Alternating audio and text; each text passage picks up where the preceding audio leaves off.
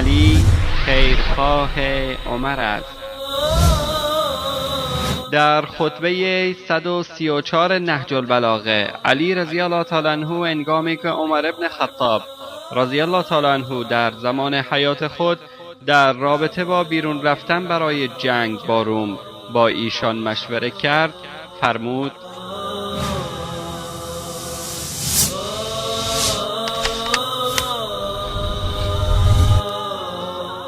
الله به پیروان این دین وعده داده و بر عهده گرفته که اسلام را سربلند و نقاط ضعف آنها را برطرف سازد.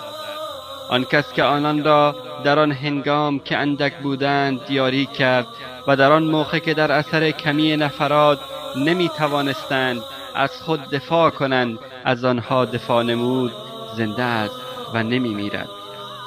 اگر تو شخصا به میدان جنگ بروی و با دشمن روبرو گردی و کشته شوی، دیگر مسلمانان پناهگاهی ندارند و نمی توانند سرزمین های دور را حفظ کنند و بعد از شما مرجعی ندارند که به او برگردند.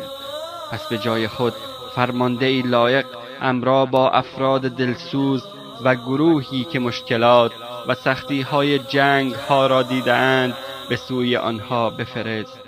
اگر الله سبحانه و تعالی ما را یاری کرد، این خواسته توست، و اگر هم نتیجه چیز دیگری بود، شما پناهگاه و مدافع مردم خواهی بود.